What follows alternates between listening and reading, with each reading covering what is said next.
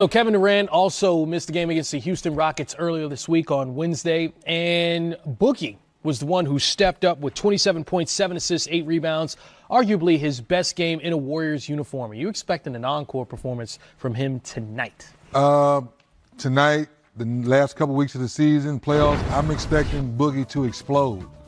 And here's why, Tough Juice. I've been fortunate enough, and Steve, I always say I thank you on air because since we've been doing Players Only Tough Juice late October, early November, I've been watching him work out, watching him go one-on-one full court, understanding he was going down playing with the G League, never complaining, just waiting for that leg to get 100%. I did that Warriors game against the Wizards. I talked to him personally, Tough Juice. I said, when did you realize your leg was back? He said, I'm coming down the steps with my son to pick him up, and I was no longer hesitating. And that's when you hear those stories of he was ramping up the workouts. He was ready to go. Then they said, wait one more month to make sure. And he didn't complain. He waited one more month. So now he's 100%. All-Star break has come. And now Steve Kerr said, no more minute restriction. Go play your game. And guess what, cuz? We're going to give Kevin Durant some rest so we can play through you. What do you mean by that? Well, we're going to put you in the mid-post like we do with Draymond. And instead of looking to pass every time, go do you. And he's like, wait a minute, what do you mean go do you? No, go be you. And by being you, he had 7 assists in the first quarter with 21 points. And he's like, oh my goodness, I'm not used to having all this talent around me that everyone's watching Steph Curry cut. They're watching Klay Thompson cut. I'm one of the best passing big men in the game today, and I'm still a young guy. I understand now, the more unselfish I am, the ball's coming right back to me because my teammates are so unselfish. So, man, answer your question again, Chris. I'm looking for Boogie to explode for these last couple weeks of the season and into the playoffs. And against Steven Adams, Karan. Yeah, I think this is a great test for him. And, look, you're not fully healthy until your body and your mind are both connected and you're healthy together. You know, sometimes you can be mentally healthy, but physically it's just not there. So when you're able to react in the way that's warranted to be a professional athlete to the measure of what DeMarcus Cousins was prior to taking that injury and that hit, and now you're welcoming the challenge and saying, you know what, I want the same coverages as everybody else in pick and roll situations. I need to know what I'm going to do, you know, going forward down the stretch in order to be effective with this ball club, because Bogut is coming, expected to be on this roster and expected to be with this squad. And I think DeMarcus Cousins is going to be a huge, huge anchor for them on the offensive end and the defensive end coming down the stretch. And a matchup we have to talk about secondary because of all the talent on the court, but they are primary players in Steph Curry and Russell Westbrook. You have former MVPs, Mr. Triple-Double versus Mr. Three-Point Range. How excited are you for this matchup? I'm super excited, but if we're keeping it 100, Klay Thompson's guarding Russell Westbrook most of the time. That's the only part. But I know Steph, the last couple of years, Tough Jude has taken on the challenge saying, no, Klay, you go over there and fool Paul George now. I want to guard Russell. That's what makes this thing juicy now, because if you put Steph Curry now over there, he's not going to guard Paul George by himself right now.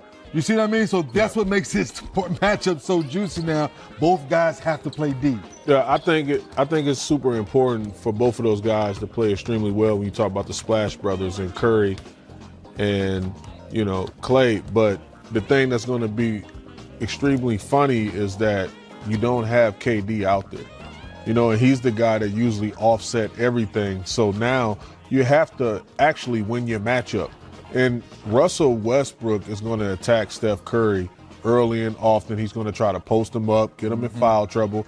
And if you have Klay on him, you know, he's going to try to, you know, beat him on the pick and rolls and try to lay as much wood as possible on him. What do you mean by that? He's going to get hit with a ton of picks, a ton of screens, try to wear him down on the defensive end of the floor, and hopefully that affects him on the offensive end of the floor. I like how you use a euphemism there. You said offset everything, as in the cheat code is really what Kevin Durant is for this Golden State Warriors team. Facts. You thought I was talking about the Amigos?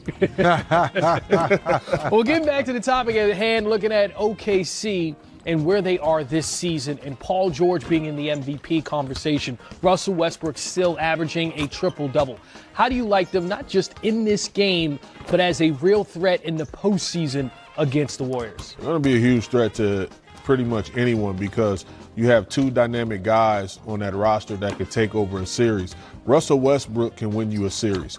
when he's clicking on all cylinders. His shot is starting to fall. He's starting to get his legs up underneath him. Paul George is having the best season of his career.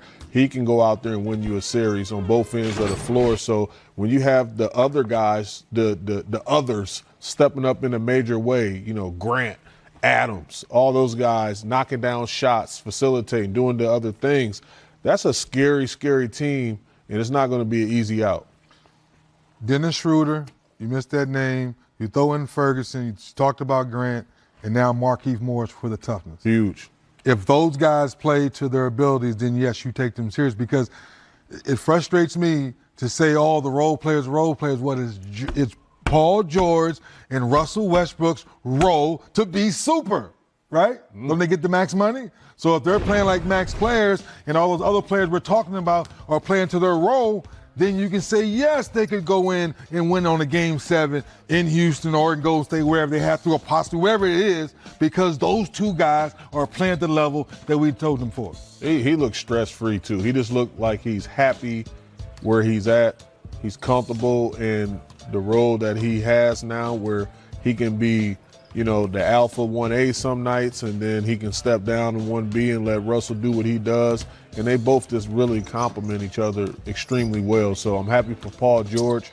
Excellent decision by him, in free agency, and it looks extremely rewarding. Let's take a look at the Western Conference standings and try to pair these teams up and see where they'll be in the first round and also beyond. So for the Rockets, they're in an interesting position. Half a game ahead of the Blazers. 3, 4, and 5. Still kind of chasing 2 with the Nuggets, but the Nuggets playing so well. Seems like there's so like much we pressure. talked about with the Eastern Conference. I don't see any of those teams losing 4 in a row or 3 in a row, because you have to do that to kind of jump a team outside of obviously 3 and 4, because they're tied right now. So break Thunder, it down, 1 game the point. second round matchups that we could possibly see, or to the conference finals, why it's important where these teams finish. Well, obviously you want to stay away from the Warriors until, if you're possible, to the Western Conference final. But some of those teams like Portland, they don't care right now. Portland's like, we're in. We saw what happened to us last year. We got swept by New Orleans. So we got to come out like gangbusters and improve. Last year was a fluke. We're a better team. How about the Thunder and the Rockets? What's the best seed for those two right now, 3rd and 5th out west? I think the Rockets welcome anyone, with a healthy Chris Paul. I think OKC welcome anyone, with their 2 stars being healthy, and you talk about Schroeder and all those guys, that they're playing amazing basketball. They're able to knock down shots when they're open. They're able to, give them breaks in those spots, the 5 to 8 minute moments where Russell Westbrook or Paul George need them to be the best possible version of themselves. So, and then you look at the Portland Trail Blazers. That's not going to be an easy out. You got 2 guys that's so dynamic. They can go out there and score 30 apiece in that backcourt. And let me not forget, the way the Utah Jazz are playing on the defensive end of the floor, offensively, Donovan Mitchell has just been electric. And then the Denver Nuggets, like I said, I mentioned, they just young enough not to know any better, where they can shock a lot of people. Yeah, the Jazz hosting the Nets tonight. And Donovan Mitchell, like you said, since January has been one of the most elite guards offensively. It's been great defensively all season. On the block, they say he's just different.